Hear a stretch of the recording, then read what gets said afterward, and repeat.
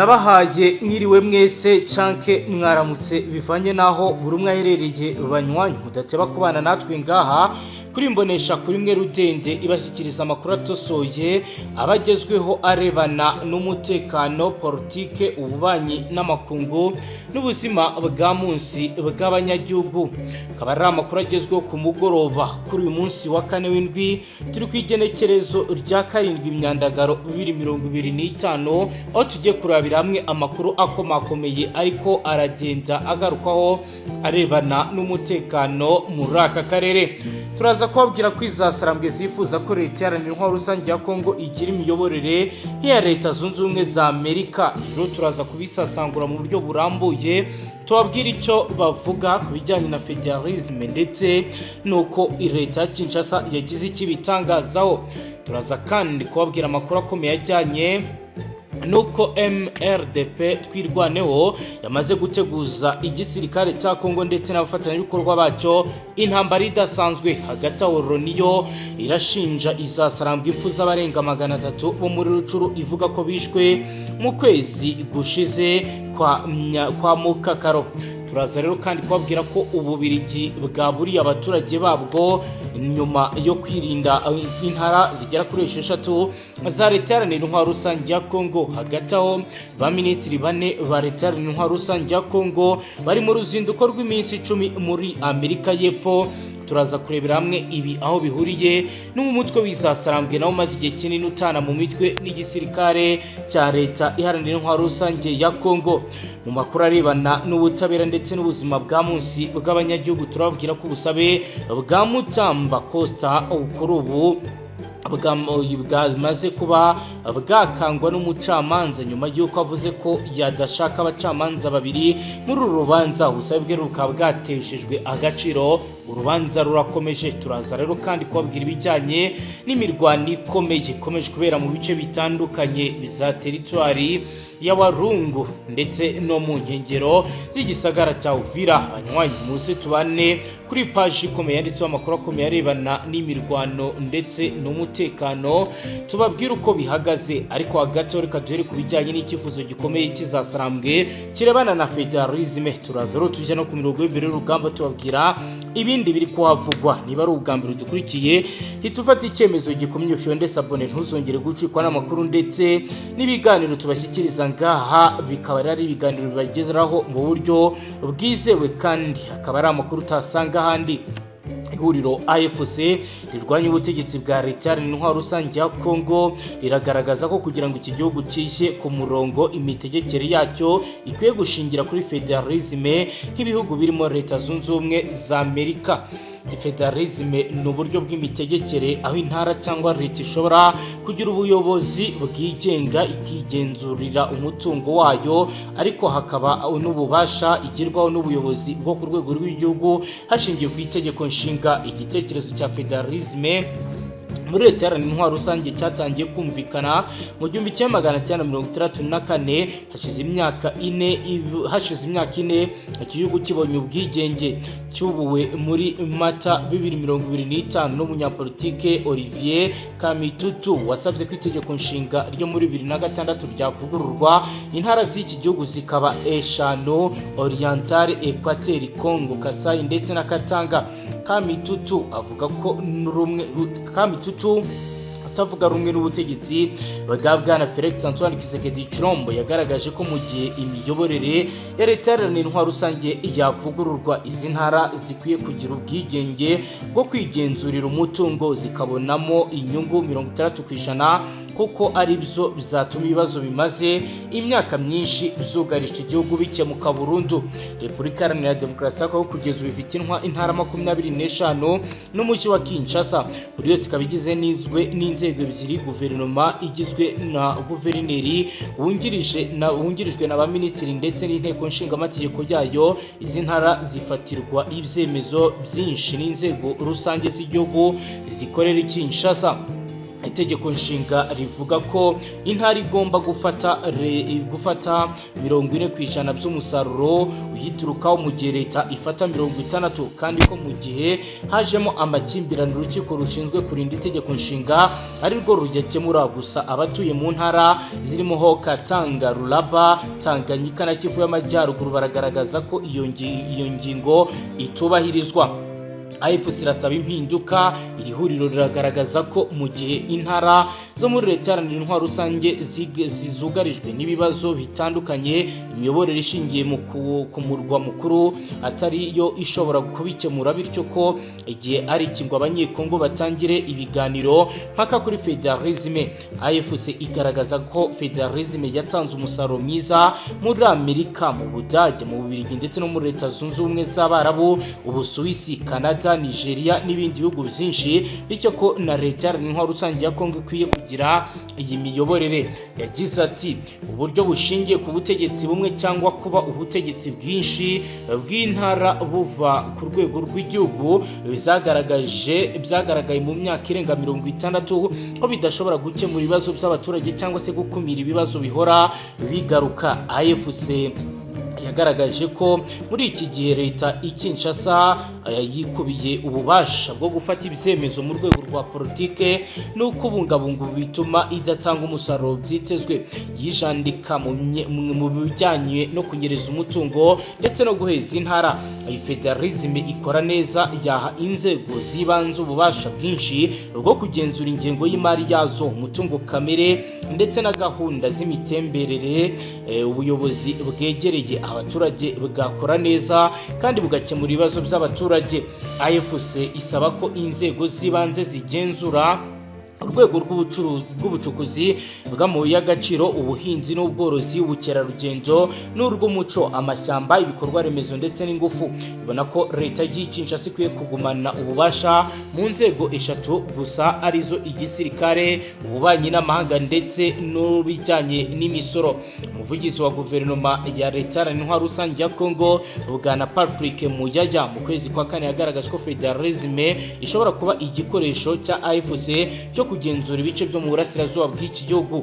Yagize ati abatubwira ibya federalisme bazabigeraho bate? Biteye impungenge kuko no gushyigikira igitekerezo cyabibwira ko igihe kigeze ngo bagabanyemo Repubulika ya Demokarasi ya Kongo mo ibice, no mugambi ubihishe.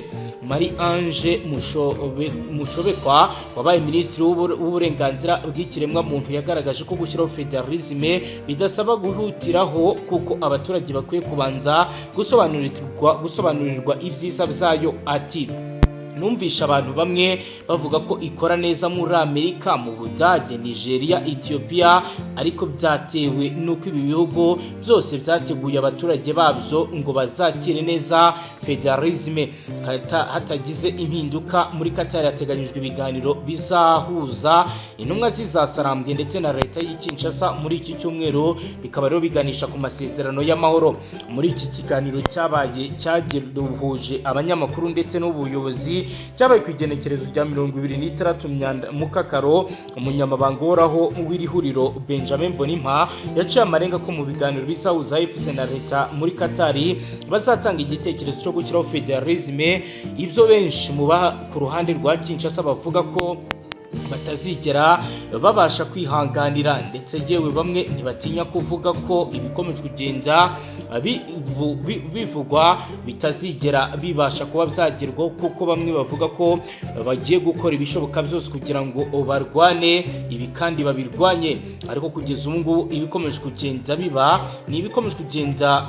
ikibazo gikomeye. Hagati rero ibikomeje kugenda bigaragara nuko urugamba rwo ruri kwitegurwa bikomeye, ibikorwa byo gutegura intambara bikomeje kugenda birimbanya, aho kugeza ubu ngubu MRDP twirwaneho yamaze guteguza intambara ikomeye. Ni umutwe MRDP twirwaneho baranira inyungu z'abanyamurenge muri Kivu y'Amajyepfo watangaje nuko nubwo wifuza amahoro arambye ariko ufite uburenganzira bwo kwirwanaho no kurinda ubuzima bw'abanyamurenge bagabwaho ibitero n'ingabo za leta ya Kongo FARDC. Ibyatunguye abatari bake nyuma y'uko mu minsi ishize igisirikare cya leta n'intwaro rusange ya Kongo gifatanyije n'imitwe yitwaje intwaro irimo FDL Wazalendo n'ingabo z'u Burundi bagabye igitero gikomeye mu bice bitandukanye bituwemo n'abanyamurenge mu mpera z'indwi heze. MRDP yatangaje ko hari abarwanyi ba FDL bari gutorezwa ku butaka bw'u Burundi, aho buri umwe yahabwaga amadolari 50 mbere yo koherezwa mu duce twa Ruvunge, Rubarika ndetse na Remera, avuga ko ari ibirindiro bikomeye z'uyu mutwe.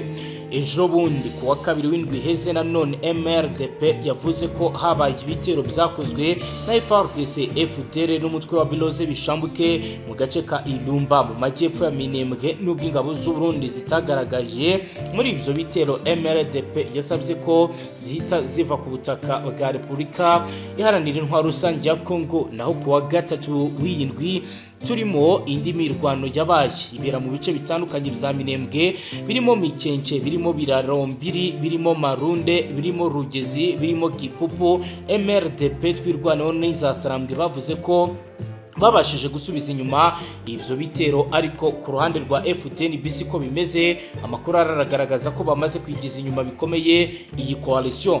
MRDP twirwanaho yagaragaje ko nubwo yifuza amahoro izakomeza kurengera abaturage b'abanyamurenge ikoresheje inzira zemewe n'amategeko mu guharanira uburenganzira bwabo nk'uko bigenda byibonekeza. Umutekano muke komeje kurangwa mu bice byegereye Minembwe, arangwa imirwano ishingiye ku moko, inyungu za politike no kugerageza kugenzura ibice by'ubutaka. Ni mu girero no mu gitondo cyo kuri uyu munsi wa kane nanone baramutse barasa ibisasu biremereye mu nkengero za centre ya Mikenke. FARDC nabo bafatanyije barimo gukoresha imbunda zo mu bwoko bwa 12 ndetse n'amakompro ndetse na za machine gun mu rwego rwo kugira ngo bigize inyuma uruhande rw'isasarambwe ndetse na twirwanaho narwo rukomeje kugenda rugaragaza imbaraga zikomeye. Hagati aho rero kugeza ubu ni ibyago bikomeye kuzasarambwe, aho umuryango w'abibumbye biciye mu biro byabo bishinzwe uburenganzira bwa muntu watangaje ko abantu benshi bashinjwa kuba barivuganywe n'uyu mutwe muri Kivu y'Amajyaruguru mu kwezi gushize kwa Mukakaro, aho bitangazwa ko abantu barenga 319 bagandaguwe. Komisiyo y'abiriya biro nkuko bigaragara biciye kuri komiseri w'ibi biro Volkatoka kuwa gatatu yatangaje ko abishwe barimo abagore 48 n'abana 19 mu cyumweru giheze. Uyu muryango wari watangaje ko abishwe ari 139, ikavuga ko biciwe muri teritwari ya Rucuru mu ntara Kivu y'Amajyaruguru hagati y'itariki 9 na 21 Mukakaro 2025. Toka mu itangazo yavuze ko bari abantu barenga 300 ni mu mubare munini w'imfu z'abantu biciwe mu gitero kimwe kuva imirwano yakubura muri 2022. Loni iravuga ko abishwe n'izasarambwe ari abahinzi bari mu mirima yabo, bikaba rero bivuga ko bagabwe bitero n'abarwanyi, bikaba rero ari ibintu bivuga ko bikomeje kugenda bifata intera.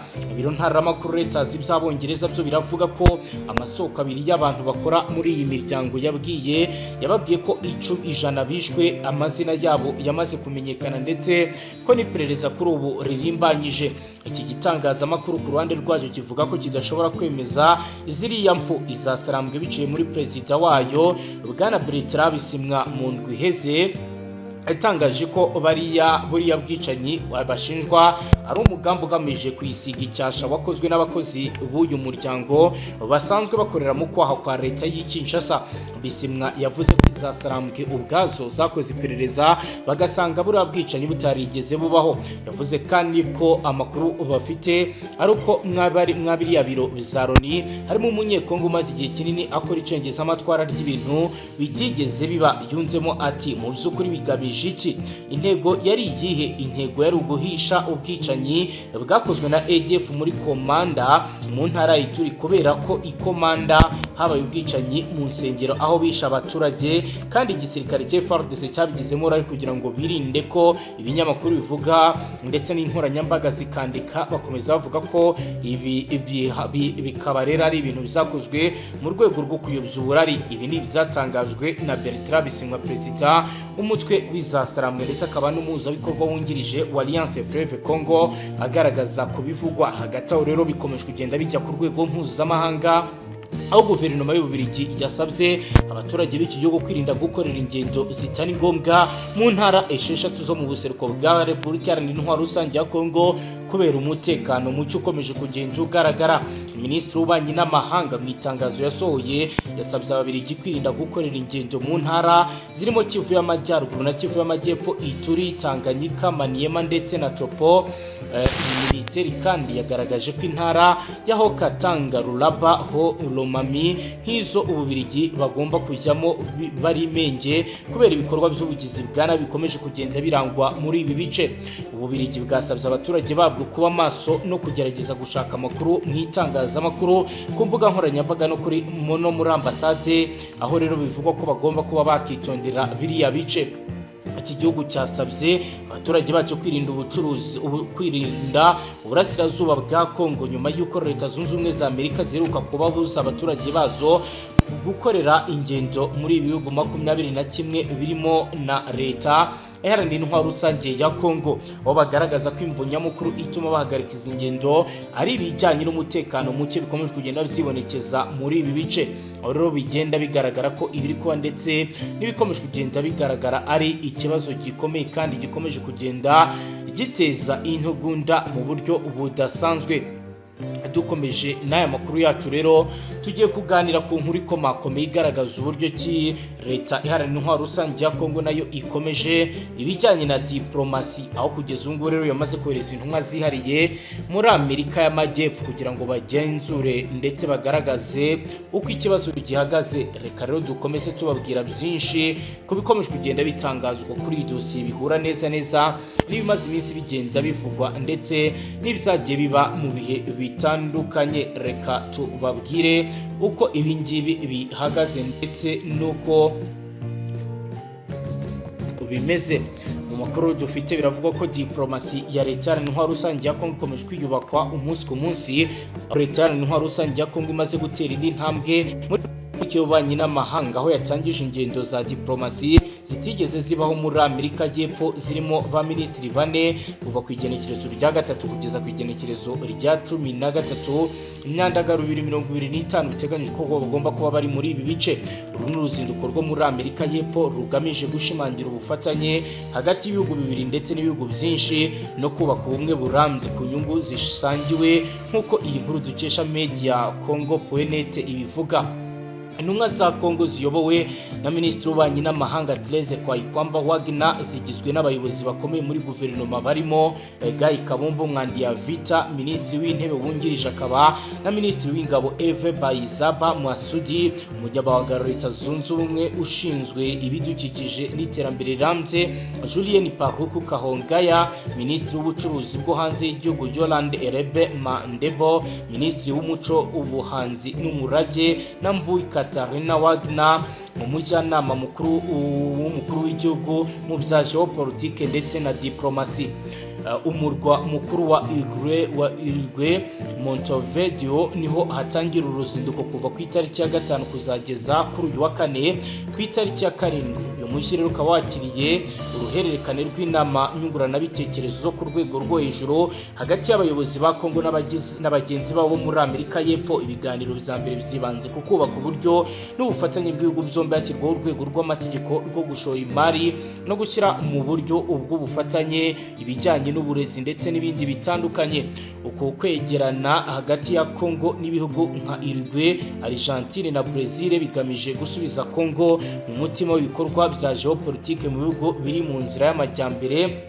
Minisitiri Therese Kwayikwamba Wagner yavuze ko binyuze muri ubwo butumwa bwa diplomasi Leta Iharanira Intwaro Rusange ya Kongo igaragaza ko yifuza kwagura kwigaragaza nk'igihugu gikomeye mu karere gifite icyerekezo cy'isi mu gushyiraho urufatiro rw'ubufatanye bushya hagati ya Amerika na Kinshasa bagamije kuba ihuriro ry'imibanire hagati y'ibihugu bibiri mu nzira y'amajyambere ishingiye ku kuzana ubufatanye hagati y'ibihugu byombi. Aha muri Uruguay aya masezerano y'ubufatanye bwa Leta Iharanira Intwaro Rusange ya Kongo na Uruguay yashyizweho umukono ku munsi w'ejo kuwa 3 ku igenekerezo rya 6 Myandagaro 2025 i Montevideo. Nk'uko bitangazwa aya masezerano y'ubufatanye harimo ubufatanye mu bya gisirikare yasinywe na Madamu Sandra Razo ndetse na Minisitiri w'Ingabo za Uruguay mugenzi we wa Repubulika Iharanira Demokarasi ya Kongo n'amasezerano rusange y'ubufatanye yasinywe na Morio Luberkiti, minisitiri w'ububanyi n'amahanga. Abashyiraho urwego rusange rw'umubano hagati y'ibihugu byombi, amasezerano ku binyabuzima, imihindagurikire y'ibihe n'ibibazo bifitanye isano n'ibidukikije yashyizweho umukono na Edouard John Antono, minisitiri w'ibidukikije na mugenzi we wa Kongo.